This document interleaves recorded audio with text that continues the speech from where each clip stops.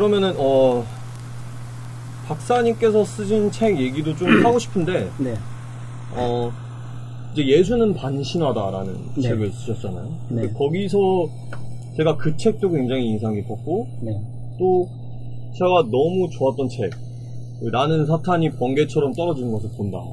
그 책에서 예수님 이야기를 굉장히 많이 해요. 네. 거기서 제가 인상 깊었던 그 표현이 예수 그리스도께서 그 십자가에 자신을 매다시면서 동시에 그 희생양 메커니즘 자체를 같이 매달아서 만천하가 보게 했다. 네네. 그러니까 이런 말씀 하셨거든요. 네. 그걸 조금 풀어서 설명해 주시면. 그러니까 그게 아까 이야기했던 연속성과 불연속성이죠. 십자가의 승리를 지라르가 이야기하는데 그 십자가의 승리는 십자가의 역설 위에 기초하고 있는 것이죠. 네. 그러니까 예수님께서 희생양, 그러니까 마지막 희생양으로서 오셔서 희생양 메커니즘의 전체를 자신의 몸으로 폭로하면서 종결시켰다는 것이죠. 네. 네. 그래서 종결자라는 것입니다. 네. 그 인지 불능 상태를 네. 폭로했다. 너네가 무슨 짓을 하고 있는지 네, 네. 알려주었다. 네. 이런. 그리고 이제 나는 사탄이 그 책에서 이제 지라르가 중요한 주제로 또 삼는 것이 네. 십자가에서 쏘은 사탄.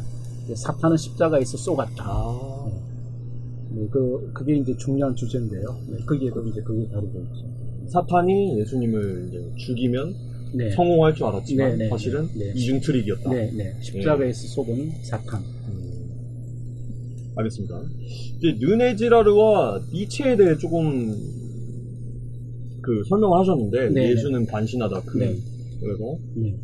여기 잘 들리시면은 여기 좀 써주세요. 혹시 소리는 좀 작지만 지금 최선의 방책이기 때문에 일단 진행하도록 하겠습니다. 죄송합니다. 니체가 네. 십자가에 달리신 분 그리고 디오니소스 이 네. 두 신을 네. 구분을 했습니다. 네. 디오니소스 구분했는데 디오니소스는 좀 어떤 신이며 이제 니체가 좀 디오니소스를 예수님 대신 디오니소스를 모방하기로 결정했다. 네. 이런 네. 표현을 쓰셨는데 그게 좀 어떤 의미인지. 네. 그게 말씀해 니체의 마지막 책인 에케호모의 그 유명한 니체의 그 스명 운트스리프트에 나오는 그 유명한 거예요. 니체 철학을 제대로 이해하려면 이 디오니소스 게겐덴 게크로이치그텐이라는 그러니까 십자가에 달리신 자에 대항해서 디오니소스를 택한 니체를 잘 이해해야 니체의 철학 전체를 이해할 수가 있어요. 그래서 니체는 한마디로 루트게 목사의 아들로 태어났지만은 점차 십자가에 달리신 자를 멀리하고 디오니소스를 어떤 자신의 새로운 메시아, 어떤 미래의 도래하는 신으로 선택한 자신이 스스로 이제 디오니소스의 철학자가 되고 싶다라고 이야기를 한 사람이에요. 그러니까 그래서 뭐 예수 대신에 디오니소스를 자신의 신으로 택한 그런 사람이죠. 네. 디오니소스는 좀 어떤 디오니소스는 뭐 우리가 일반적으로 알듯이 포도주 출신이죠. 네. 출신 포도주의 신이면서 이제 그 니체가 즐겨 썼던 표현 중에 라오시라는 표현이 있는데 이게 집단 도치, 집단 광기의 신이죠. 네. 예.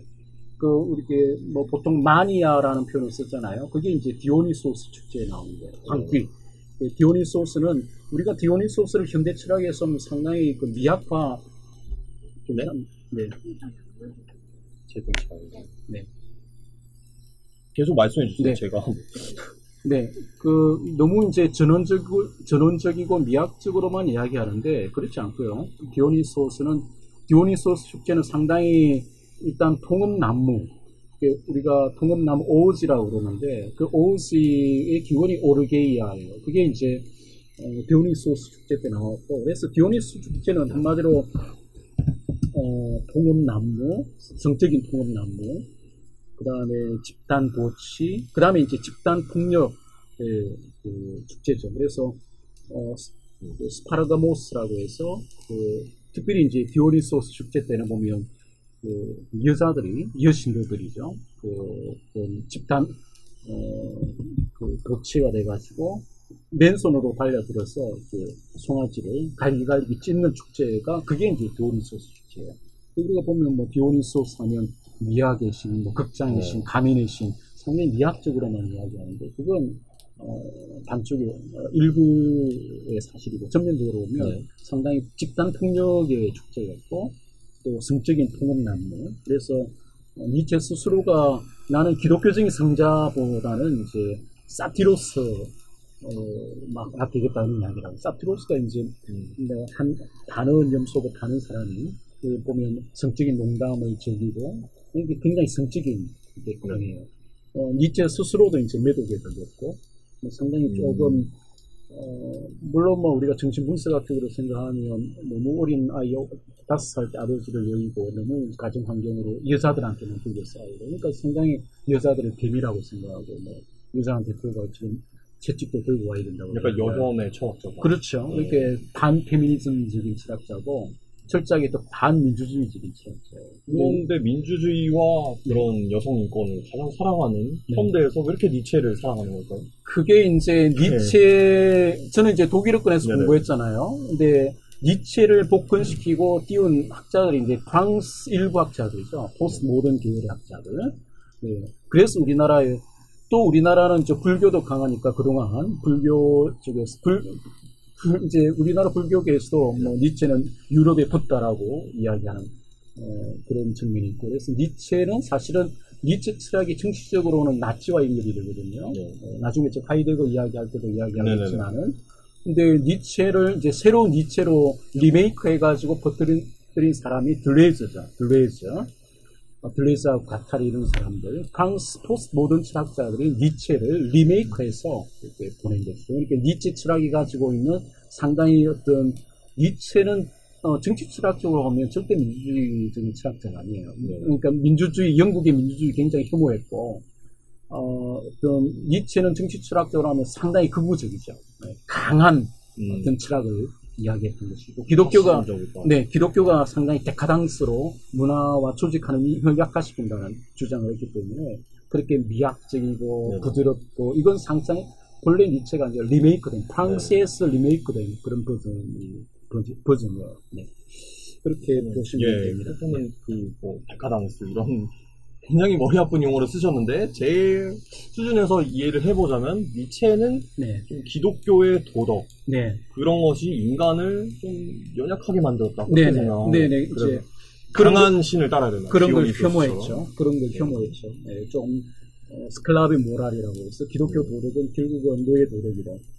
지나치게 그러니까 오는 밤을 떼면 왼방을 돌려주라 뭐 이런 거 그러니까 그거를 혐오한 거죠. 그런 이제 그래서 이제 소크라테스 이전의 철학으로 되돌아가야 된다. 그래서 뭐 헤라클레이토스 이야기하고 그래서 니체 철학을 뭐 상당히 그 부드럽고 뭐 그건 아니에요. 니체는 상당히 그러니까 니체 철학을 굉장히 그 철학 정치적으로 옮긴 사람들이 나치거든요. 그래서 니체와 나치는 항상 연결해서 생각해 보셔야 돼요. 그래서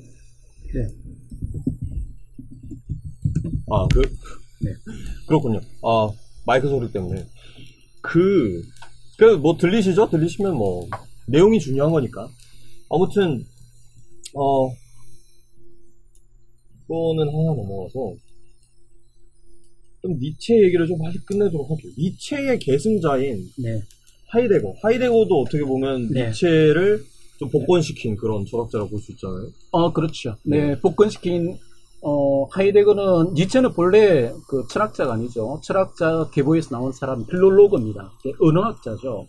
그리스 그 필롤로그는 이제 스위스 바셀에서 그래서 본래 이제 하이데거는 본래 그 둔스 스코투스를 전공한 사람이고 그러니까 명제적 문장을 쓰는 철학자고 철학으로 훈련받았던 사람이지만은 니체는 본래 글쓰기 자체가 그 아포리즘 경구 그러니까 니체가 본래 그 몸이 아팠기 때문에 많이 산책을 하고 다니다. 산책하다 좋은 생각이 나오면 메모해가지고 적고 그래서 어떤 명제적이고 철학적인 태제 중심의 글쓰기가 아니라 상당히 그냥 자유로운 글쓰기잖아요. 수필적이고 아포리즘 형식으로 출신도 철학 본류에서 훈련받은 사람이 아니고 이제 그런 니체를 조금 철학자의 반열에 세운 사람이 사실 하이데거인데 그래서 저도 이제 하이데거 전집을 다 읽고 왔는데 하이데거 책은 읽을만해요. 저는 이제 철학을 좋아해요. 명제적 문장. 근데 니체 책을 읽어보세요. 뭐 음식 이야기했다가 왔다 갔다 해요. 자유로워요. 정말 자유로워. 자라투스트라는 이렇게 말했다. 읽다가 네네. 예, 라면 받칠 때도 네. 상당히 자유로운 네, 글쓰기고. 네. 그래서 그러니까 이제 니체를 좀 철학화시켜서 소개한 사람이 하이데거인데, 근데 왜 그러면 하이데거가 니체를 그렇게 계승했느냐? 당시 독일 나치가 유일하게 장려하고 어떤 그 철학자로 이렇게 퍼뜨린 사람이 니체예요. 그래서 이제 하이데거가 독일 나치의 독일 나치가 이제 나중에 1933년에 독일 프라이부르크 대학 총장까지 시켜줬잖아요. 그래서 그런 분위기에서 이제 니체를 나중에 하이데거가 소개했어요. 그래서 하이데거 전집 다 읽어보면 주로 헤라클레이토스 이야기하고 니체 이야기하고 그래요. 그러면서 나치에서 총장을 시켜줬다. 그렇죠. 그러니까 왜 니체냐, 하이데거가. 그 사실은 이제 독일 프라이부르크 대학이 그때 니체를 가장 이제 강하게 소개하고 그랬던 대학이 독일 프라이부르크 대학이고, 그랬는데, 여하튼 그런 맥락이 있어요. 하이데거가 왜 니체를 했는, 니체가 이제 독일 나치가 상당히 적극적으로 장려했던 그런 철학자이기 때문에 그런 분위기에서 하이데거가 니체를 계승했는데, 근데 이제 중요한 것은 제가 예수는 반신하다에서도 소개했지만은, 나중에 이제, 하이데거가 후회를 해요. 지인들한테, 게오르그 가다머나, 오토 페겔러 이런 지인들이나 가족들한테, 니체 하트 카푸트게 막, 니체가 나를 망쳤다. 네? 그렇게 후회를 해요. 그러니까 니체를 계승하고 니체를 했지만 나중에 하이데거가 미군들이 들어왔을 적에 음독 자살까지 시도하거든요. 그래서 병원에 실려가, 그래요. 여하튼, 이런 조금 비하인드 스토리인데 제가 다 근거를 가지고 이야기하는 거니까요. 그래서 니체가 나를 망쳤다고 나중에 이제 후회를 하시합니다. 그래서 그런 의미에서 니체와 하이데거는 연장선상에 있고, 그러면 왜 하이데거의 블랙노트 이야기하셨죠? 네, 지금 말씀드리려 했는데 원래는 하이데거가 나치와 조금 연관이 있지만 하이데거의 철학은 굉장히 훌륭하다, 이런 인식이 많았었는데, 맞아요. 교수님의 책에서 말씀하신 것은 하이데거의 블랙노트가 최근에 밝혀지면서 하이데거의 철학 자체가 나치와 좀 관련이 있다, 맞습니다. 이렇게 말씀하시죠. 지금 이전부터 사실은 하이데거는 제가 독일어권에서 공부했기 때문에 저는 이제 하이데거 성을 가진 사람도 만났어요. 지금 제가 페북에 보니까 제 지도 교수가 최근에 이제 2019년에 스위스 노이츠리히 사이뚱이라고 스위스에서 가장 오래된 신문에서 지랄은 이제 하이데거를 신의교주자로 보고 그걸 어떻게 보도를 했더라고, 2019년 1월에. 근데 보니까 제 지도 교수가 올리니까 하이데거 성을 가진 사람이 반대 댓글을 달았더라고요. 하여튼 독일어권에서는 하이데거는 항상 독일어권은 사람 알아요. 저 오스트리아 인스부르크에서 공부할 적에도 나치였기 때문에 터부시되었단 말이에요. 근데 이게 나중에 프랑스 일부, 제가 요즘 그걸 조금 조사하고 있는데, 프랑스 일부 라캉도 하이데거를 만났고요. 프랑스 일부 사람들이 니체도 복권시켰지만은 하이데거도 복권시킨 거죠. 그래서 이전부터 이제 나치 이야기가 있었지만은 아까 이야기했듯이 그건 이제 개인사고 개인의 연약함이고 실패고 하이데거 철학 자체는 상당히 고귀하고 전염되지 않은 것이다 그랬는데 그렇지 않아요. 이 블랙노트 슈바르츠 헤프테라는 말은 하이데거의 철학적 일기장이에요. 자기의 일기란 말이에요. 이게 자기가 이제 죽거든 출판이라고 해서 이제 2014년 이후로 출판되었는데, 여기에 보면 이제 이전까지 데리다도 하이데거를 변호했거든요. 근데 그것 때문에 왜냐하면 하이데거가 왜 중요하냐면, 왜 제가 이걸 부각시키느냐면, 사실은 니체와 하이데거의 철학 위에서 프랑스 포스트 모더니즘이 세워져요. 데리다의 해체주의도 하이데거의 형이상학 비판 위에 세워진 거예요.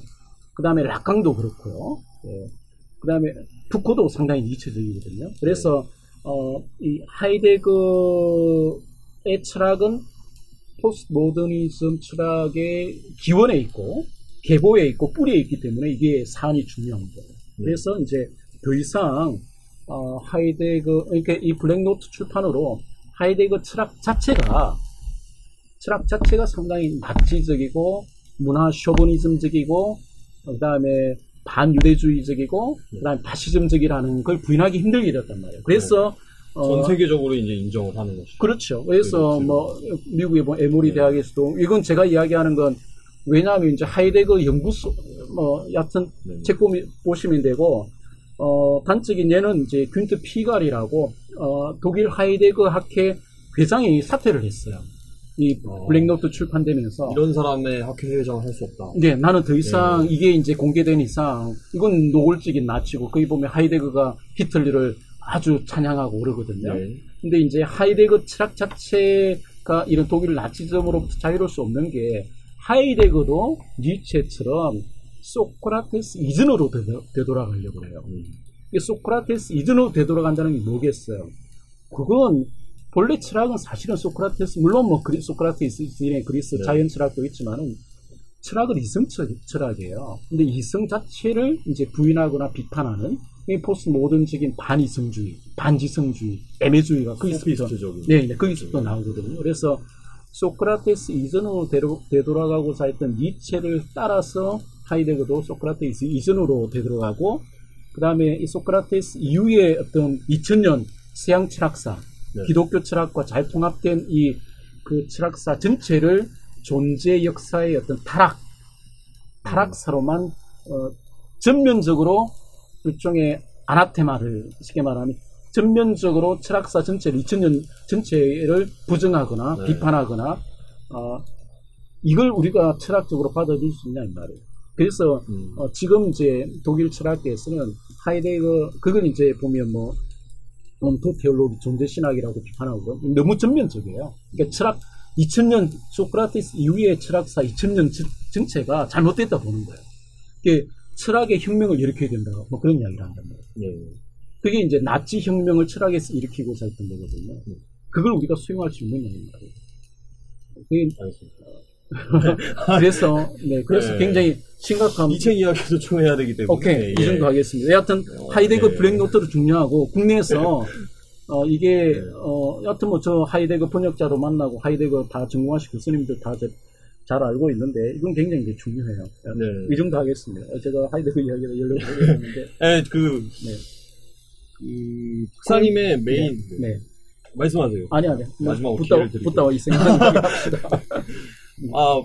마지막으로 그 박사님의 연구, 박사 논문 주제이신가요? 이 불교와 그 불교를 은혜지라르 이론적으로 좀 분석하신 붓다와 희생이야 이 책으로도 나와 있는데 그 연구 제가 질문을 홍보를 시켜드리기 위해서 굉장히 많이 준비를 했는데 또 질문 시간을 드리려면 또 간략하게 해야 될 것 같아요. 그래서 박사님의 붓다와 희생양 이 연구를 간략히 좀 소개를 해주시면 어떻습니까? 이게 붓다와 이 책이거든요. 지라르가 주로 이제 원시 종교를 했고 우리가 동양 종교는 그 브라마나스까지 했어요. 근데 우파니샤드 이후에 고등 종교를 조금 약했고 또 지라르를 비판하는 독일어권 학자들이 있었어요. 뭐 불교가 얼마나 평화의 종교인데 그건 고등 종교는 적용되지 않는다. 불교를 봐라.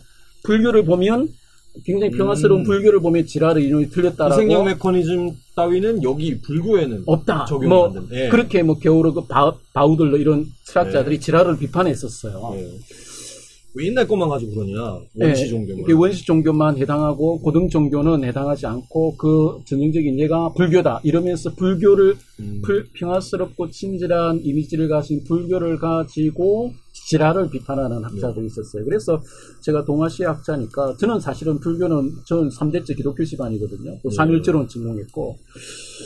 근데 제가 그 독일어권 학자들이나 또 영미권 학자들이 뭐 불교, 지라르와 불교 이야기하는 걸 좀 읽어보니까 낭만적이고 좀 비상적이에요. 근데 제가 또 전문적인 지식은 없고, 그래서 제가 독학을 했죠. 인도학이나 불교학. 제가 오스트레인스프 대학에 여러분들 웬만한 대학이 아닙니다. 나름대로 굉장히 엄격한 대학이고, 세계적인 대학이고, 제가 만약에 잘못 논문을 써서 테이즈로 제시했다만, 이게 고등종교 하나를 건드는 거잖아요. 바로 희생양 되시는 쉽게 말하면 예. 죽도 밥도 안 되고 예. 논문 만약에 통과 안 되고 또 예. 거기에 있던 사람들이 그 종교 간의 대화를 주창했던 사람 칼 라너가 가르치던 대학이에요. 이건 조금 내가 비하인드 스토리인데 하여튼 예. 쉽게 말하면 정확한 데이터가 없으면 통과되기 힘든 학교였고 또 저를 비판하는 많은 학자들이 있었어요. 뭐 완전히 그 깔뱅주의자, 근본주의자 와가지고 네. 종교 간 대화도 이게 무너뜨리고 불교를 비판적으로 연구한다고 초기부터 상당히 분위기가 고의적이지 않았어요. 아, 완전 보수적인 분들은 왜 이런 걸 연구하느냐, 약간 왜 불교를 끌어들이냐 이렇게. 근데 종교 간 대화를 아니 그러니까 종교 간 대화를 쉽게 말하면 깬다. 그런 대화가 잘 되고 있는데 왜 참을 지었냐. 여튼 예. 그래서 제가 독학으로 연구를 했고요. 한마디로 이야기하면 이건 세계 최초의 주장이고요. 세계 최초의 주장. 맞습니다. 예. 뭐 제가 끝까지 뭐 옛날부터 세계 최초라고 주장했고 사실이고. 네네네. 뭐 그쪽에서 반 브레헨트 어떤 획기적인 하나의 획을 끊는 그런 연구로 평가를 받았고,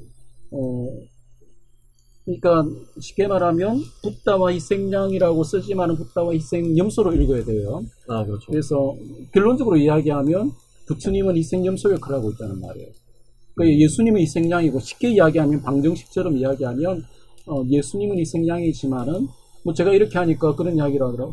예수님도 희생양이고 부처님도 희생양이고 똑같네 이렇게 보더라고요. 근데 예수님은 우리가 염소는 아니잖아요.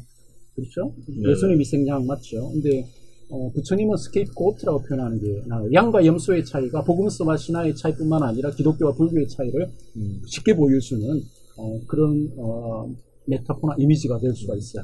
이 책에 보면 뭐 제가 한마디로 이야기하면 제가 연구하면서 가장 큰 그 어떤 깨달음이나 그 진전이 있었던 게 이게 부처님 머리 보이십니까 여러분들 시청자에 제가 이렇게 이건 이제 출판사에서 출판 디자인도 뭐 잘 됐다고 평가를 다른 분이 받았던 걸로 기억하는데 네. 저는 이제 감히 비교를 했어요. 어떤 사람들은 이 표지 사진을 이렇게 빼버리더라고요. 이게 희생양인가요? 네, 뭐 희생양이고. 제가 이 책을 샀는데 처음 디자인에 그래요? 내용이 너무 훌륭해서 처음 디자인에 눈에 그래요? 들어왔어요. 어떤 사람들은 이걸 이 표지 사진을 빼버리더라고요. 감히 불경스럽게 예수님하고 부처님하고 이렇게 비교를 한다고. 근데 하나님과 비교될 수 있는 신은 만몬밖에 없는데. 근데 비교 종교학 맞아요.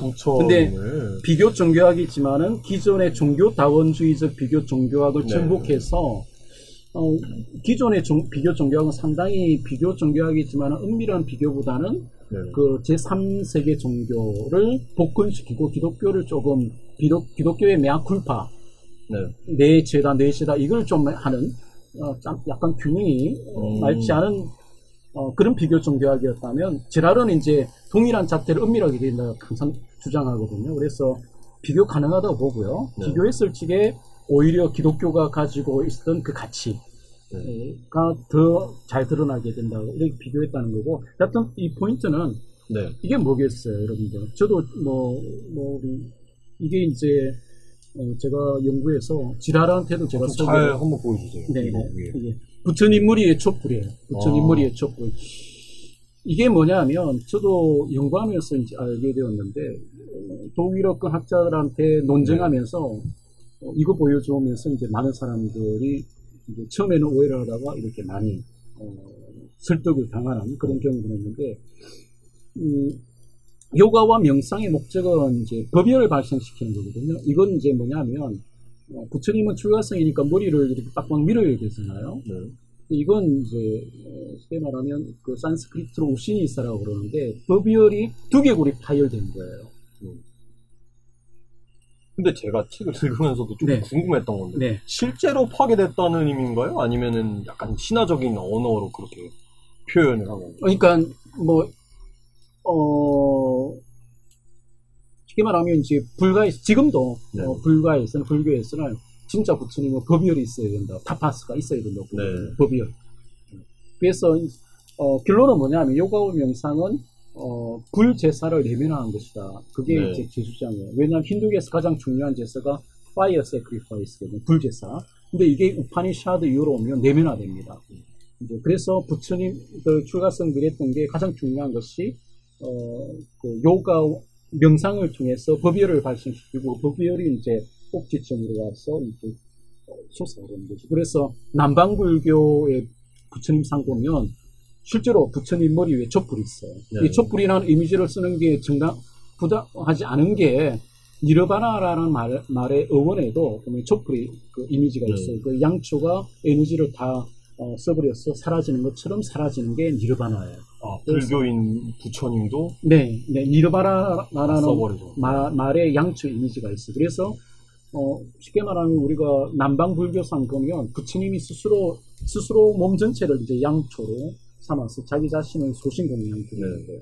그래서 명상은 내적인 철학적인 불제사라면 우리가 나중에 이야기할 소신공양과 불신공양은 보다 원색적이고 진적이고 외적인 불제사다. 네. 불제사라는 면에서는 동일해요.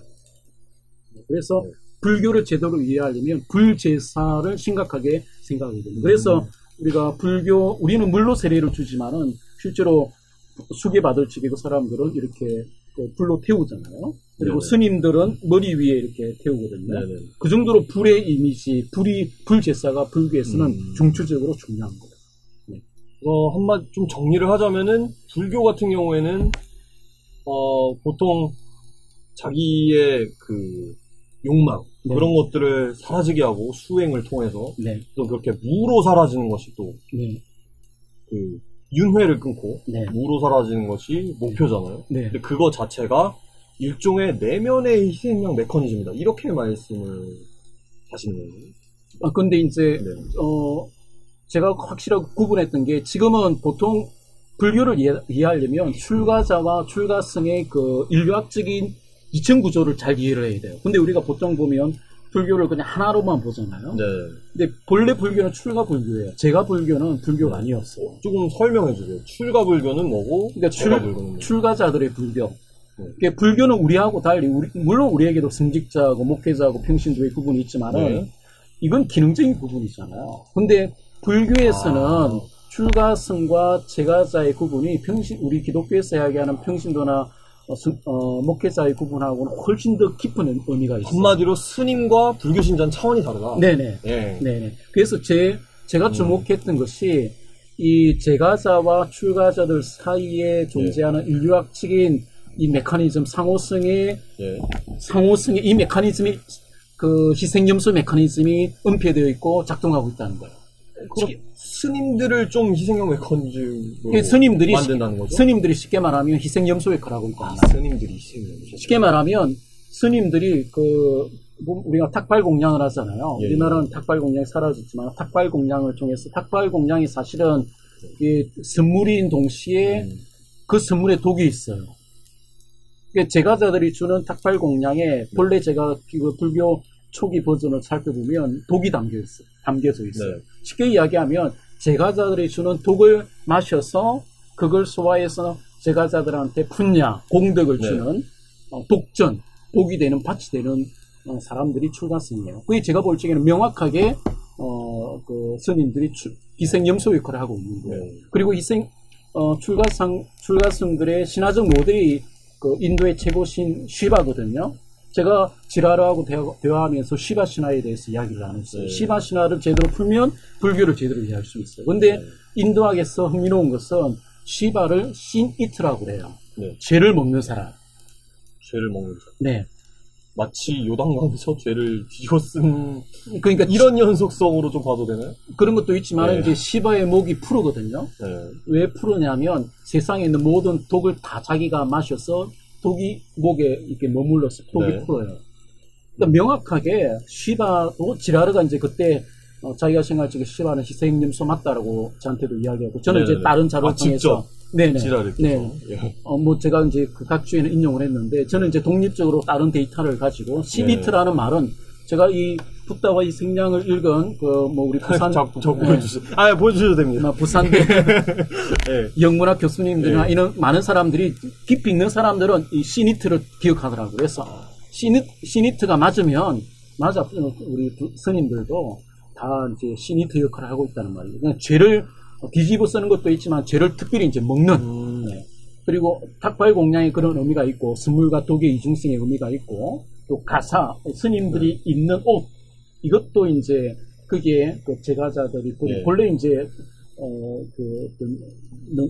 버린 옷들을 초기 출가승들이 입었거든요. 거기 보면 제가 신자들의 나쁜 카르마, 죄 이런 것들이, 그러니까 가사를 통해서도 제가 신자들의 죄나 나쁜 카르마나 억압을 자기가 뒤집어 쓰는 그런 역할을 하고 있어요. 뭐 그럼 하여튼 좀 쉽게 말하자면, 죄송합니다. 네. 좀 쉽게 말하자면 그렇다면은 그 불교에서 네. 불교 버전의 그 열반에 이르는 그런 희생과 네. 그런 자기 수행이 필요하잖아요. 네. 그거를 스님들이 출가하신 분들이 대신 받아줘서 그 다른 불교 신자들은 평화를 누린다 이런 의미인가요? 약간 그분들이 계신 희생년. 그렇죠. 쉽게 말하면 불교하면 무욕, 무 이야기 하잖아요. 근데 제가 간명하게 주장한 건 그 모든 사람이 무면 좋아요. 무욕, 그죠? 욕심 없다. 네. 근데 출가승들에게만 무를 강요하는 거예요. 쉽게 얘기를 해야 되죠. 제가자들은 마음대로 욕망해요. 네. 우리 기독교에는 그런 기본법이 존재하지 않습니다. 네. 이게 불교와 기독교의 차이예요. 자세한 건 제 책을 보시면 됩니다. 알겠습니다. 이게 근데 네. 정말 깊은 연구를 통해 네. 말씀하셨던 제가 게 이렇게 느껴진 게 약장수처럼 예. 쉽게 이야기하지만은 일단은 뭐 짧은 시간이니까 국지국지가 이야기할 수밖에 없어요. 자세한 한마디로 건, 네. 정리해드릴게요. 네. 이 책이 참고 문헌 페이지가 80페이지인가 됩니다. 네. 네. 여하튼 가벼운 책이 아니고요. 우리나라 이 한국 기독교 네. 출판 문화 그 목회 자료 부분 최우수를 받았죠. 예, 진보 보수와 최우수. 네네 목회 자료 부분 끝도 없이 나오시는. 네. 그러니까 보수와 진보를 넘어서 불교를 이해하기 위해서는 반드시 읽어야 될 책이고, 네, 스님들도 읽고 있어요. 제가 이야기 듣고 있거든요. 서강대 종교학과 스님들도 읽고 있고. 혹시 스님들의 그 네. 반응 중에서 제일 재밌었던 거 하나만 얘기해주세요. 이 책을 읽고 어떤 반응을 보이시겠어요? 스님들도 읽고 있고, 최근에는 보니까 안티 기독교 사이트에 블랙리스트에 올라가 있더라고요. 네. 네, 근데 제가 이웃 종교였어요. 제가 말은 이렇게 가볍게 하지만은 아주 전문적으로 썼고요. 읽어보세요. 쉽지 않은 책이고, 제가 이 결론을 도출하기 위해서 엄청난 연구를 했고요. 그렇습니다. 이 방송이니까 이 정도로 이야기하죠. 네, 읽어보시면은 문제작인 것은 사실이에요. 불교 조계종이나 아는 사람들은 알고요. 다 우리 기독교 종교다원주의 계열에 있는 학자들도 다 압니다. 대체로. 네. 불교 지식인들도 다 알고 있고요. 네, 여하튼 새로운 연구고 새로운 발견이고 읽고 토론을 하자는 거죠. 그러니까 많은 사람들이 읽고, 웹에도 지금 국가의 성경책에 보시면 많은 자료가 있으니까 네. 꼭 읽으셔보시기 바랍니다. 네. 사실은 이 책에 대해서도 제가 질문 굉장히 준비를 많이 했는데, 사실 네. 여러분들 그래도 질문 시간 드려야 되니까. 근데 정리를 해주셨어요. 책을 읽어라. 책을 사서 읽어라. 그래서 준비했습니다. 네. 이 책 3권. 이 책 3권 즉석 사인받아서 23일 3월 23일 다마스커스 정모방송 오시는 분들께 사은품으로 추첨을 통해서 드리도록 하겠습니다. 사인책. 구매하러 간다 하는데 구매하실 필요가 없어요. 지금 이 3권 저희가 구매를 해서 사은품 준비할 테니까 지금 빨리 구글폼 신청해 주시기 바라고, 정모에서 게스트분들의 책들을 많이 준비하도록 하겠습니다. 감사합니다. 예. 가져와 주셨는데, 예. 그래서 한번 그 다음에 읽어보면 될 것 같고, 혹시 르네지라르를 처음 접하고 싶다 하면 어떤 책을 또 추천드려요? 나는 사탄이 붕괴처럼 떨어지는 그 군다. 그게 아마 만약 신학적으로 시작한다면 그게 예. 제일 좋고요. 독일 지빙엔에서도 베스트셀러였고요. 네. 그게 가장 신학적으로 명료합니다. 네. 그리고 후기 연구이기 때문에 아주 잘 요약되어 있고요. 네. 개인적으로 말씀드리자면 그 책을 정말 모든 페이지에서 소름이 돋았습니다. 약간 굳이 말하자면 슬램덩크 마지막 권급 그급 소름이었거든요. 그래서 제가 진짜 거의 이런 말이 뭐하지만 르네지라르와 대화를 하듯이 책을 읽었어요. 계속 적으면서 질문이나 아니면 깨달음 이런 거를 진짜 많이 적으면서 이제 오랫동안 읽었는데 되게 좋은 책인 것 같아요. 지라르는 정말로. 깨달음을 주는 거 맞습니다. 네. 큰 깨달음을 줍니다. 정말 제가 르네 지라르 얘기를 한참 계속 하잖아요. 원래는 제가 C.S. 루이스 얘기를 많이 했습니다. 네, 네, 네, 루이스 여전히 좋아하지만 네, 네, 약간 그 정도 급의 충격. 네. 순전한 기독교를 읽었을 네, 때도 또 네. 충격이 오지 않습니까? 네. 처음에? 네. 요즘 예. 그 C.S. 루이스 읽던 사람이 지라를 또 읽어요. 아, 그게 우리 약간 느낌이 비슷해요. 근데 오승민 대표뿐만 아니라 저한테 네. 이메일 주는 사람들이 C.S. 루이스 읽다가 지라를 많은 사람들이 저한테 이메일을 받아요. 그래서 요즘 기독교 지성인들이 C.S. 루이스 읽다가 지라를 읽고 네. 뭐 지라르가 조금 더 이제 명료하죠. 신화에 대해서는 네. 이제 코드를 한수 위다. 네. 네. 아니 알겠습니다. 왜냐하면 네. 이제 그렇게 보도가 나옵니다. 제 책 네.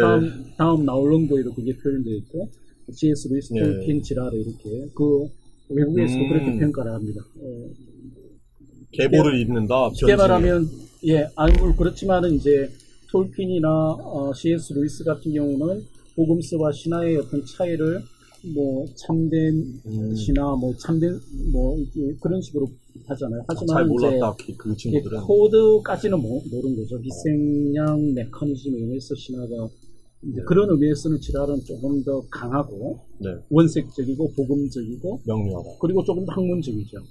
뭐 조금 이제 C.S. 루이스의 강점은 이제 지라르는 문학 비평을 했지만 이제 문학을 썼으니까요. 네. 나니아, 루이스는 네, 문학가. 나니아 연대기 이런 것 때문에 대중적인 영향력이 강하죠. 지라르는 이제 뭐 영화화되기 정도까지 문학 작품을 네. 쓴 사람은 아니니까 하지만은 지라르는 인문학계의 주류에 속하면서 이런 논쟁을 이끌고 있죠. 그래서 학문성이 조금 더 강하죠. 예. 네. 알겠습니다. 그러면은 시간이 많이 흘렀는데 또 자유 질문 한번 받아보도록 하겠습니다. 여러분들 중간에 좀 기술적 문제도 있고 했지만 그래도 많은 분들이 이렇게 사실 쉽지 않은 내용이잖아요. 네. 르네 지라르의 기본 내용부터 네. 박사님의 후기 연구까지 네. 지금 이 짧은 방송에 쭉 진행을 해봤는데 분들이 또 수준이 높은 분들이기 때문에 한번 질문을 주시면은 한번 지금 날이면 날마다 오는 기회가 아니거든요. 국내 최고 권위자 또 이제 세계 최고의 권위자가 되실 분께 직접 여쭤볼 수 있는 아까 질문 몇 개가 있었는데 다시 한번 올려주시면 감사드릴 것 같고 질문이 오는 동안 제가 좀 말씀드릴 게 있는데 아까 제가 잠깐 말씀드렸지만 다음 주쯤에 저희 다마스커스 팀에서 번역한 복음주의 변증학 현재 온가드라는 원제를 가지고 있는데 복음주의 변증학이라는 책으로 윌리엄 레인 크레이그의 책이 출판이 될 거예요. 아마 월요일 화요일 이렇게 말씀하시는데 가능하면 그것도 정모에 가져가도록 하겠습니다. 뭐 저의 사인도 괜찮다면 번역자 사인으로 대표 번역자 사인으로 필요 없으시면 안 해드리고요. 해서 그것도 사은품으로 만들 건데 근데 교수님께서 그 책을 한 권 더 이번에 내신다고 하셨죠? CLC에서 똑같이 비슷한 시기에? 네네. 네. 우주와 문화의 기원 책 제목은요. 네. 3월 중으로 나온다고 했었습니다. 네. CLC에서 원래 IBPS 작업했는데요. 약간 사연이 있습니다. 한 4년 이렇게 CLC로 최종으로 넘겼고요. 책 제목은 우주와 문화의 기원, 르네 지라르와 자연과학입니다. 네. 지라르가 인문학자지만 인문학의 다윈, 사회과학의 아인슈타인으로 평가를 받거든요. 상당히 정말 엄청나네요. 아니요, 상당히 아인슈타인. 지라르 스스로도 내 이론은 과학적이다 이런 이야기를 합니다. 상당히 과학성을 주장하고 있고요. 그 다음에 지라르 학파의 삭제적 대화, 카오스 이론이나 그 책에 보면 이제 뭐 삼일체론도 나오고 빅뱅 우주론을 다뤘고요. 양자물리학, 그래서 자연과 카오스 이론 뭐 이런 이론하고 연관되어 있습니다. 한번 읽어보시면 되고 그 책을 썼던 이유는 이제 지라르가 문화의 기원까지 썼잖아요. 지라르의 문화의 기원이라는 책이 오프스 마그넘이거든요. 중요한 책인데 저는 이제 신학자니까 또 삼일초론을 전공했던 신학자니까 조금 더 소급해서 문화의 기원 이전의 우주의 기원까지 신학자로서 써본 거예요. 그래서 일종의 삼일체론적인 만유 이론, Theory of Everything, 만유 이론을 한번 시도해봅니다. 네. 알겠습니다. 그 질문 받도록 하겠습니다. 많은 분들이 정말 깊은 질문 써주셨는데 다시 올려주시면 제 눈에 들어오는 대로 한번 읽어보도록 하겠습니다. 눈에 들어오는 대로. 자, 안지은님. 가톨릭의 성인이나, 역시 가톨릭 질문해 주셨어요. 가톨릭의 성인이나 연옥, 수도원 등이 희생양 메커니즘을 은폐하고 강화하는 것일까요? 그건 조금 시작부터 굉장히 빡센. 근데 이제 지라르도 보면 중세 가톨릭 교회, 특히 지라르 이론은 지라르는 프랑스 사람이기 때문에 물론 이제 스탠포드 대학에서 다녔고 거기 그 채플이 있습니다. 그 오래된 그 쉽게 말하면 교파 초월한 그 교회에서 교회 봉사자로 봉사를 했는데 하지만 프랑스인이기 때문에 뭐 지라르는 이제 지라학파에도 개신교학자도 있고 로마 가톨릭학자도 있거든요. 예, 아까 칼라노 뭐 그렇죠. 네. 그분은 좀 다른 맥락이죠. 네네, 공동 연구를 하고 있습니다. 저는 하지만은 지라르의 이론은 친종교 개혁적이죠. 왜냐하면 여러분들 지금은 이제 가톨릭에서도 미사를 일종의 미사 개념을 쓰기 때문에 제사에 대해서 조금 더 우리 개신교보다는 좀 더 친화적이거든요. 지라르 이론은 이론 자체가 상당히 개신교적인 이론이에요. 그래서 이제 초기에 로마 가톨릭 신학자들의 내부 논쟁이 많았습니다. 왜냐하면 쉽게 말하면 그리스도의 죽음도 미사라는 개념으로 상당히 친제사적인 개념을 가지고 있었는데 이 제사에 대해서 이제 해체하는 반제사적인 거죠. 그렇죠. 그렇죠. 그래서 제사가 안 된다. 그렇죠. 예, 이제 지라르는 신학적으로 따지면 상당히 친종교 개혁적이고 네, 그런 의미가 있습니다. 네. 그래서 이제 그런 관점에서 지라르가 중세 가톨릭 교회를 비판하면서 이제 성경 텍스트가 희생양 메커니즘의 정체를 폭로했지만은 그렇다고 해서 기독교 역사 전체를 다 변호하지는 않고 값싸게 그 중에서도 기독교의 오류도 이야기를 합니다. 그래서 기독교에 대한 변증을 하는데 기독교에 대해서 자기 비판적인 변증을 합니다. 우리 자기 비판을 포함합니다. 포용하고요. 알 건 까자. 그러니까 값싼 변증은 아니다. 칩 어프로세티브는 아니다 이 말이에요. 상당히 그래서 이제 중세 가톨릭 교회를 비판하면서 sacrificial Christianity, 어떤 희생제의적 기독교의 요소가 있다고 인정을 합니다. 그런 맥락에서 아까 뭐 연옥이나 그 다음에 성자 숭배 뭐 그런 또 조금 비판적으로 분석하죠 지라르가. 근데 이제 지라르가 가톨릭의 성자 숭배나 이런 걸 비판하면서도 가톨릭의 성자 숭배가 약간 이교적인 요소가 있다고 하지만은 그것이 이교다라고 볼 수는 없다고 보는 거예요. 쉽게 말하면 중세 가톨릭에서 성자들을 캐노니제이션, 우리가 캐노니제이션이라는 표현을 쓰는데요. 성자들을 정경화한다. 그러니까 이게 가톨릭 용어예요. 그러니까 성자를 승인하잖아요. 성자들의 그 이야기를 성자 반열에 올리는 성경급의 그런 내러티브로? 네, 캐노니제이션이라고 그러는데 축성이라고 그러죠. 성자 반열에 올리는 과정이라고 하는데 그 캐노니제이션은 세크리제이션은 아니다라고 보는 거예요. 이게 성자라고 이야기하지만은 그렇다고 해서 제가 붓다고의 성경에서 달마대사를 이야기했는데 달마대사처럼 숭배하지는 않아요. 신성하지는 않는다 이 말이에요. 그래서 뭐 그런 의미에서 그 정도로 말씀드릴게요. 아까 뭐 연옥 나오고 그래서.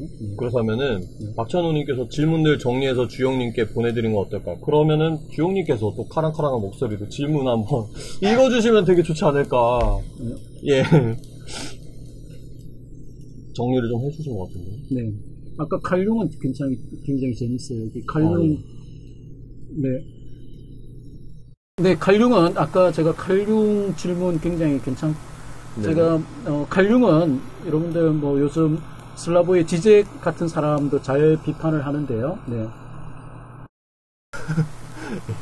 칼륨은 독일 나치였습니다. 나치 지지자였고 우리나라에서는 아직도 이제 칼륨 뭐 심리학하는 사람들이 있어서 칼륨에 대해서 좀 낭만적으로 이해하고 변호하는 사람도 있는데 저는 개인적으로 칼륨이 독일 나치 지지자였고 독일 나치였고 칼륨의 이론 자체가 상당히 프로이드는 유대인이었고 그때 독일 나치 시대 때 프로이드의 책은 많이 그 분석행류 불살라졌지만 칼융의 책들은 그렇지 않았거든요. 그래서 칼융은 자기 스스로가 영지주의자라고 이야기해요. 그래서 저는 칼융에 대해서 굉장히 비판적입니다.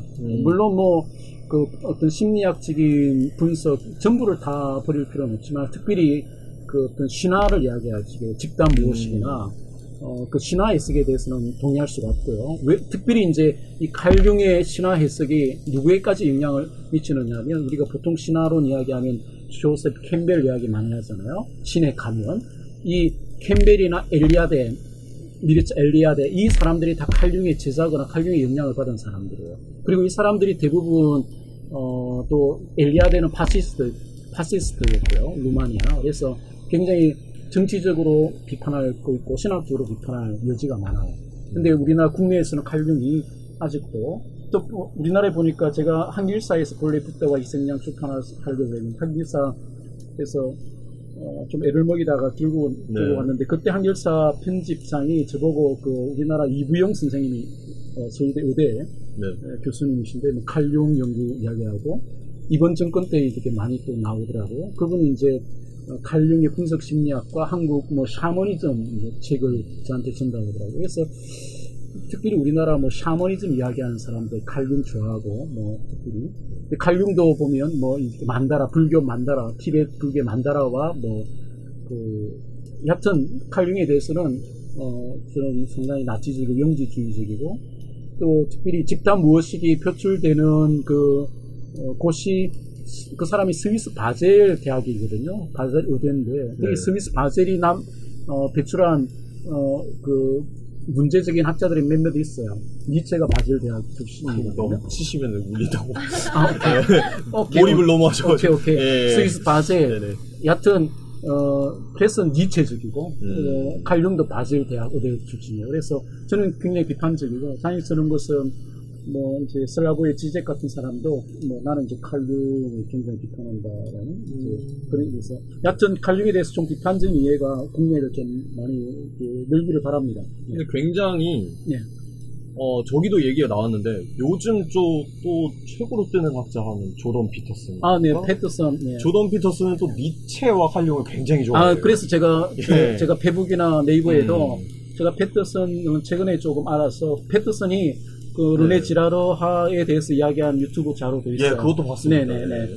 고브로스키가 그래서 제가 이제 칼융 이야기하는 그 사람은 이제 심리학자이니까 칼융 이야기하고, 근데 니체와 칼융 이야기하는 그 부분에 대해서는 제가 동의하기가 힘들고 그 사람이 포스트 모더니즘과 그 컬처럴 막시즘 이야기하는 부분은 상당히 설득력이 있다고 봐요.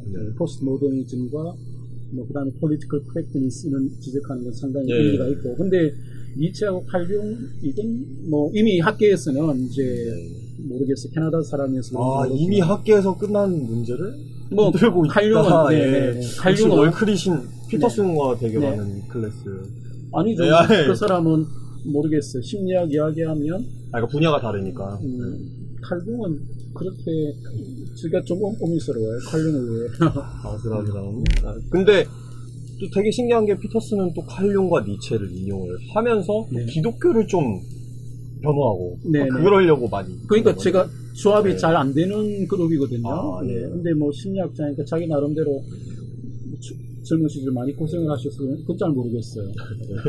알겠습니다. 어쨌든 그 다음 질문 하나만. 질문 너무 많이 왔는데 제가 다 못 읽어드려가지고 조금 더 2분 질문 하나 당 2분 드리겠습니다. 네.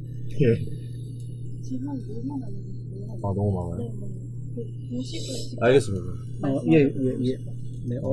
근데 또 방송이니까 제가 질문을 한번 읽어드려야 소리로만 듣는 분들이 필요하기 때문에 칼융 얘기 나왔고, 오승원님께서 니체의 이래에 포스트모더니즘은 일원성과 동일성에 대한 반발을 담고 있는데, 포스트모더니즘 사조에 대한 교수님이 갖고 있는 전반적인 평가가 어떠한지, 그리고 우리 시대의 탈근대 담론은 어떻게 이루어져야 할 것인지, 하버마스의 탈근대 담론은 어떻게 평가하시는지. 이분이 또 철학도예요. 철학을 공부하신 분인데 굉장히 좀 머리가 띵해지는데. 뭐 좀 쉽게 이야기해서 21세기에 접어들면서 포스트 모더니즘의 종언 이야기 벌써 나오고 있고요. 유럽 인문학과 철학은 21세기에 접어들면서 포스트 모더니즘 한번 갔어요. 그렇게 보시면 대체로 맞습니다.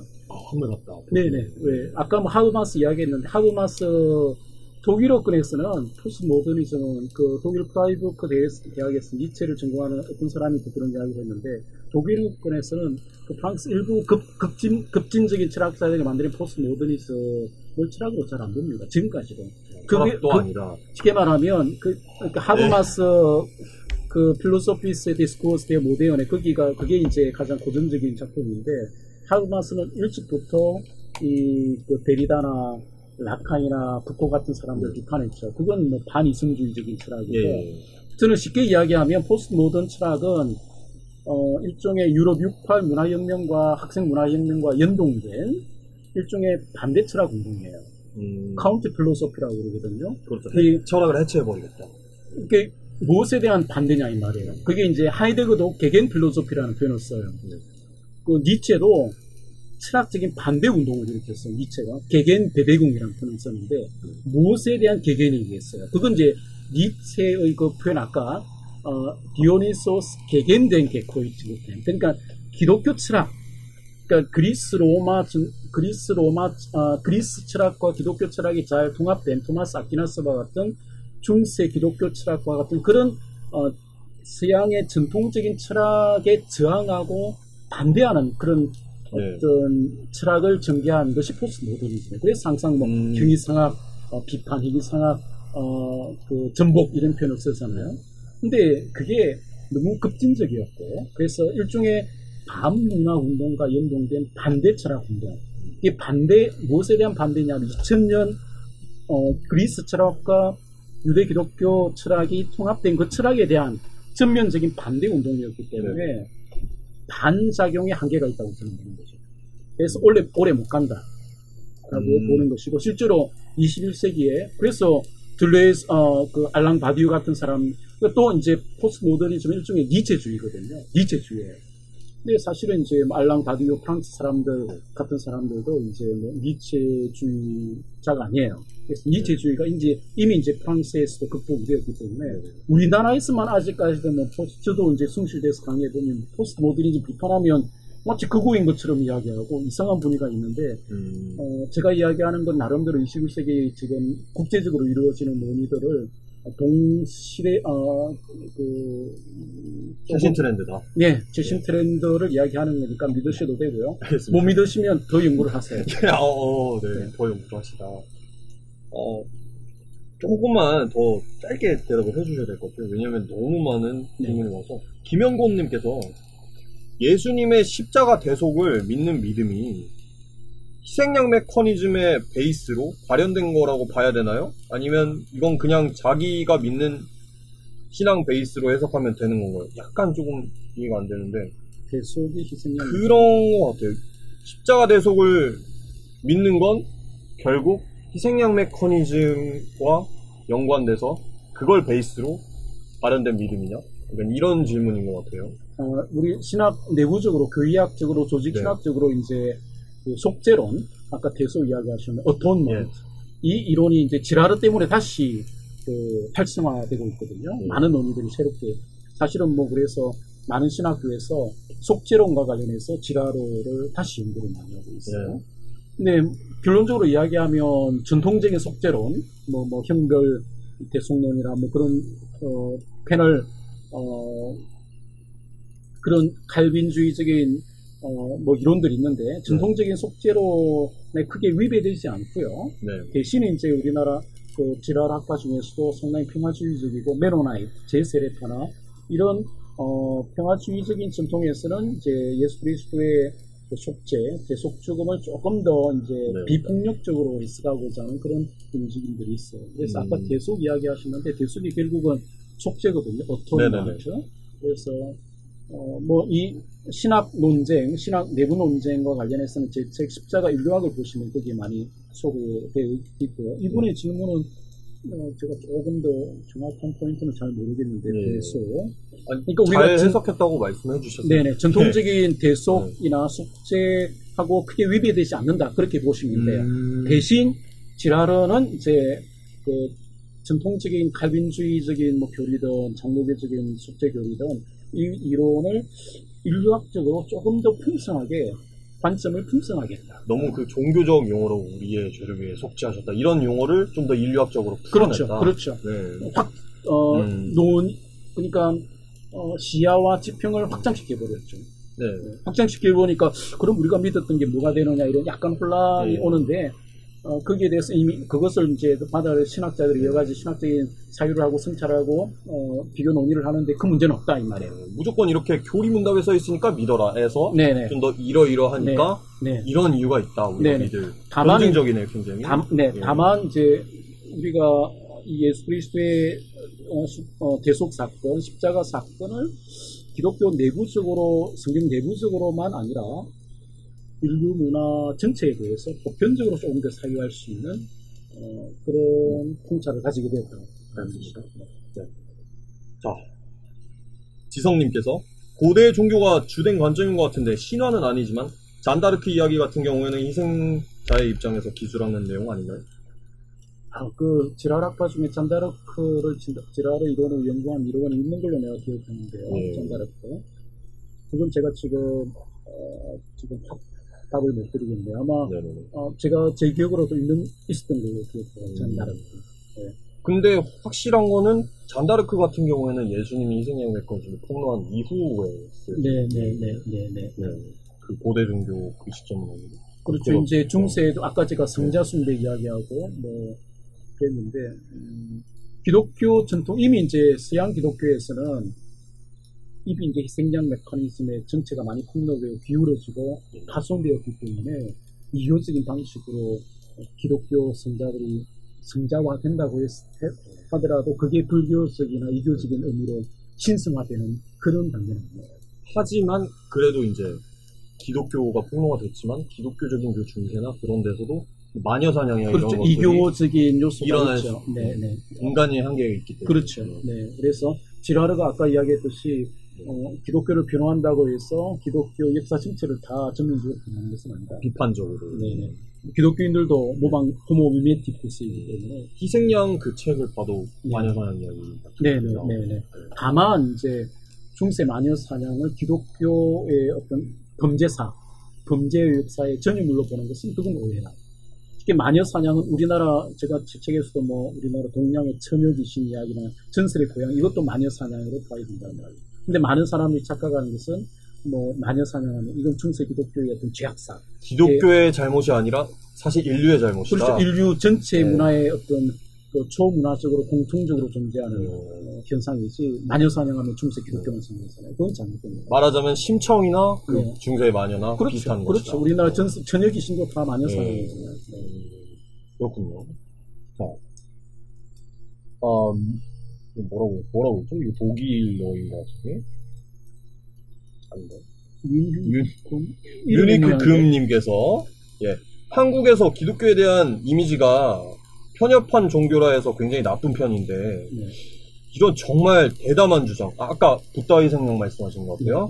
이런 주장을 담은 책에 대해 혹시 이건 개독이스 책이다 막 이런 비난을 들으신 적이 없으셨나요? 요즘 종교다원주의가 너무 당연시되는 분위기인데 이런 거에 대해 악평이 생각보다 없는 것 같아요. 그래서 신기한데 그런 비난을 최근에 이제 아까 이야기했듯이 안티기독교 사이트의 블랙리스트로 붓다를 깠다 이런 식으로 한두 건이 있었는데요.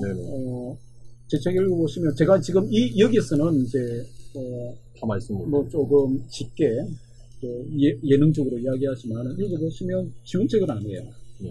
또 그걸 또 저는 또 정전하게 썼고요. 읽어보시면은 도전적인 책은 분명합니다. 그리고 저도 얼마든지 그 논쟁이나 도전을 즐기고요. 다만 이제 학자로서 기본적인 예의나 가지고 저도 예의를 다해서 썼고요. 제가 또 공부한 데가 그렇게 개독들이 공부하는 그런 대학이 아니에요. 상당히 전통 있는 대학이고 세속대학. 상당히 세계적인 대학입니다. 그래서 쉽게 특별히 이제 살아있는 현대 종교잖아요. 그것의 뿌리를 흔들 수 있는 주장을 검토 없이 통과시키지는 않습니다. 말하자면 이거를 읽고 개독이다 이런 정도의 수준인 사람은 이 책을 읽을 수조차 없다. 약간 이런 말씀. 정도 레벨이 되면 그 학문적인 예. 어느 정도 그 되시면은 뭐 제 패친 중에서도 예. 다 종교다운지 그 예수는 신하다 뭐 이런 책을 지은 교수님들도 다 계시고 그러거든요. 네. 여하튼 뭐 논쟁은 환영하지만은 네. 뭐 그냥 너무 가벼운 계도 뭐 네. 이런 것은 오히려 그 사람들은 책을 읽은 적조차 없는 네, 게 네. 확실하다. 그러니까 이런 말씀이신 것 같아요. 약간 불편한 네. 감정을 가지는 분들도 있죠. 네. 알고 있습니다. 자, 김혜원님께서 네. 4.4 입다의 딸을 바친 사건을 인신제사로 보시나요? 그거 제가 그 신학교에서 강의할 때 그 질문이 똑같은 질문인데요. 네. 입다 인신제사. 어떻게 답변 드렸나요? 그 잘 지적을 하시더라고요. 똑같은 질문인데. 성경이 전문적으로 인신제사를 금지하고 있죠. 몰록이나. 근데 네. 그 입다 사건이 예외인지는 제가 조금 더 검토해 봐야 되겠어요. 저도 그게 몇 년, 한 4, 5년 전 그 학생 질문이 이야기하던데, 그게 성서적인 예외의 사건인지. 하지만은 성경은 대체적으로, 뭐, 아브람과 이삭 사건이든지, 이게 인신제사 사건이 반복되는 것 같지만은 이루어지진 않았죠. 그래서 성경은 신화적인 모티브가 들어오는 것 같지만은 인신제사나 통합나무 같은 걸 엄격하게 금지하고 있어요. 근데 입다 사건이 인신제사에 대한 예외인지는 제가 조금 더 검토해봐야 되겠어요. 근데 사실 입다 사건 같은 경우에는 하나님이 명령하셨다기보다는 네. 자기가 함부로 서원을 해서 신이 이제 드린 이런 그렇죠. 사건이기 때문에 네. 성경이 이거를 허용했다 이렇게 보기에는 조금 그 텍스트가 여하튼 성경은 이제 고통의 텍스트라 그런 표현도 쓰는데요. 특별히 이제 계시 역사는 발전하고 있거든요. 그래서 특별히 구약에는 이제 그 이교적인 잔재나 소재들이 조금 더 있죠. 하지만은 성경의 기본적인 정신은 반신화적인 그런 정신을 가지고 있고, 그리고 제사에 대해서 반대하는 그 방향으로 계속 흘러가고, 특별히 이제 구약 예언자들도 메시지도 나는 제사를 원하지 않고 그러니까 희생 제사가 아니라 정의를 추구하라 그런 메시지를 요약되어 있잖아요. 알겠습니다. 몇 가지 질문이 더 있는데 요거까지 이 질문들까지 하고 맞춰야 될 것 같아요. 그래서 아까 천주교 성찬식 이론 그런 거는 얘기를 하셨고, 자 박찬호님께서 인신 제사가 먼저고 식물 제사가 그 다음이라면 성서의 가인과 아벨을 어떻게 볼 수 있을까요? 이거는 좀 더 자세히 질문을 해주셔야 될 것 같아요. 동물제사, 식물제사, 가인제사. 인신제사 다음이 식물제사라면 가인의 제사는? 이거를 말씀하시는 잘 모르겠네요. 어떤 부분? 일단은 뭐 다시 써주시고 다른 거 하나 다음 질문을 먼저 여쭤볼게요. 예전에 어떤 논술 강사가 블로그에 지라르 책에 대한 서평 쓴 거 봤는데 너무 피상적인 종교 다원주의에 의거해서 비판을 하던데 마지막에 바리대기 설화가 성경보다 차라리 더 희생양이 맞는 것 같다고 말을 붙이더군요. 그래서 말인데 한국의 신들에 대해서 지라르 이론으로 해석한 연구가 있는지 혹은 교수님께서 하실 의향이 있으신지 궁금합니다. 네, 지금 제가 책 한 권을 또 탈고해가지고 남겼는데 그게 르네 지라르와 정치 경제학에 대한 책인데 거기에 보면 이제 한국 저번에 JTBC 신화에 보면 뭐 이화여대 정재석 교수님인가요?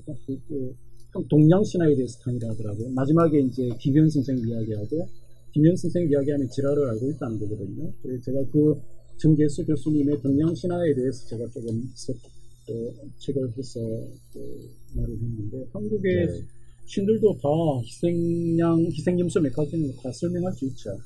거기에 보면 동양신화, 그 다음에 제가 우리 고등학교 역사 선생님 중 최지연이라는 선생님이 아마 우리나라 당궁신화를 지라르 이론으로 아직 완성된 건 아닌데 분석한 게 있었어요. 그걸 제가 좀 흥미롭게 보고 있어요. 그래서 당궁신화도 지라르식으로 접근할 수, 불교하고 좀 관련이 있더라고요. 그래서 그 다음 책에서 출판이 되면 그 책 읽어보시면 됩니다.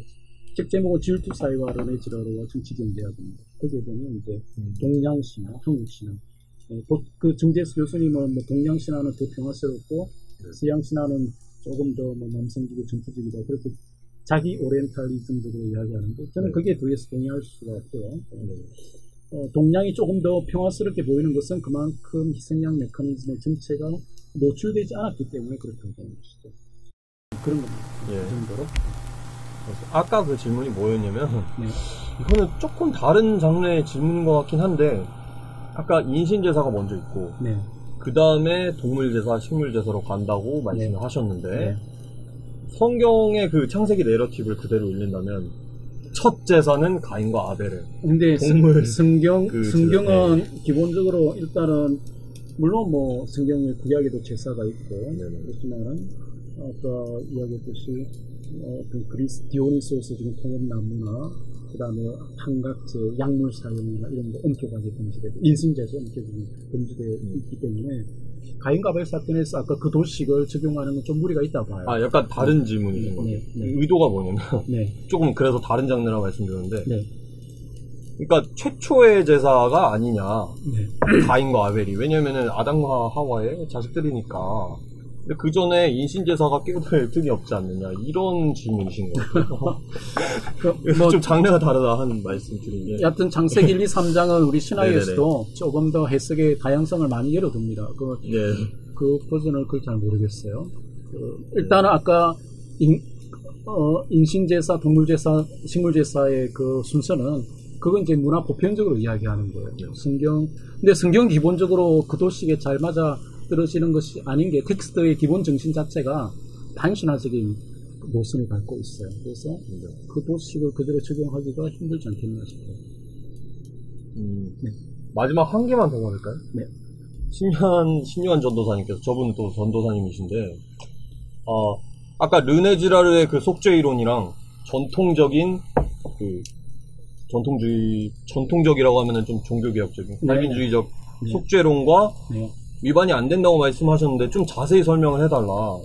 이제 질문자께서 보시기에는 르네지라르의 속죄 이론이 좀 전통적으로 보기에는 무리가 있는 것 같은데. 그게 대책 십자가 인류학에 보면 그 신학 논쟁을 자세하게 소개했고요. 요즘 그 칼빈 디알라스컬 세미나리에서도 다 그 지라르의 그 데니 위버가 속죄론에 대해서 non-violent atonement에 대해서 책을 지었는데 그걸 가지고 공부했다고 저한테 몇 년 전에 알려줬어요. 거기에서 공부한 분이. 그래서 데니 위버 같은 경우는 좀 더 평화주의적으로 해석하는데 뭐 리폼드 디알라스컬 세미나리 같은 데에서도 대체로 지라르가 조금 평가할 적에 일단은 너무 방대하다 지라르론이 신학에서 그런 식으로 평가하고 하지만은 우리 칼빈주의에서도 뭐 대체로 큰 문제가 없다고 봐요. 그래서 뭐 이제 가장 현대에서 논점이 되는 게 그 페날 형벌 속죄론이잖아요. 그게 이제 너무 잔인하다, 폭력적이다. 여기에 대해서 이제 같은 사람들이 조금 더 평화스럽게 평화주의적으로 해석하자라는 것인데 지라르는 방점은 물론 지라르는 십자가의 승리예요. 하지만은 십자가의 승리를 강조하지만은 그렇다고 해서 십자가 역설을 부인하는 건 아니거든요. 인류 구원이 이루어지기 위해서는 십자가 역설이 불가피하다고 하는 것이죠. 이게 평화주의적인 해석은 십자가의 승리만 주로 이제 강조하는 거예요. 불연속성만 강조하는데 구원이라는 것은 연속성 위에 나오는 불연속성이에요. 그래서 연속성과 불연속성의 그 관계를 좀 잘 보셨으면 합니다. 알겠습니다. 여러분 너무 많은 질문 주셨는데 감사드리고 근데 시간이 좀 많이 돼서 지금 또 인사를 드려야 될 것 같아요. 교수님 오늘 이렇게 와주셨는데 혹시 오늘 방송하신 소감이 어떠신지? 오늘 딱 됐습니다.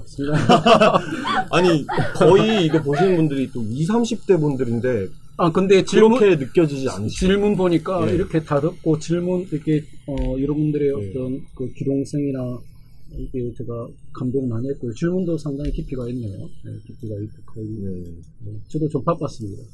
그리고 아까 제가 자기 PR하는 건 여러분들 넓은 아량으로 이해를 해주시고 다만 지라르가 조금 더 젊은 지성인들한테 많이 소개되어야 되겠다는 강한 열망 때문에 나온 그 애교로 보시고 이해해 주시기 바랍니다. 이 다마스커스 TV 방송을 통해서 또 점점 더 많은 청년분들이 지라르 이론을 알았으면 좋겠어요. 정말 저도 전율을 느꼈고 박사님께서도 처음에 전율을 느끼신 그런 지라르 이론이기 때문에 교수님 사랑합니다. 앙금의띠. 감사합니다. 후원 감사합니다. 오늘은 도저히 후원해 주셔서. 아, 근데 그래. 화면에 뜨지 않았는데 제가 설정이 잘못됐나봐요. 아무튼 뭐, 이게 10,000원 이상 후원해 주실 때 나오는 사운드인데 감사합니다. 오늘 분위기가 감사합니다. 저 오늘 이쯤에서 마치도록 할게요. 여러모로 다들 수고하셨고 약간 교양 과목 같다. 이렇게 말씀하시면서도 끝까지 또 봐주시고 점점 시청자도 계속 네, 올라갔어요. 네, 네, 네. 그래서 저도 네. 브레인스토밍 많이 되었고요. 감사합니다. 네, 오늘 방송 참여해주셔서 정말 네, 감사합니다. 감사합니다. 네. 감사합니다. 오늘 이쯤에서 마치도록 하겠습니다, 여러분들. 좋은 하루 되시고. 수요 예배가 끝나고 오셨나봐요, 그 뒤에.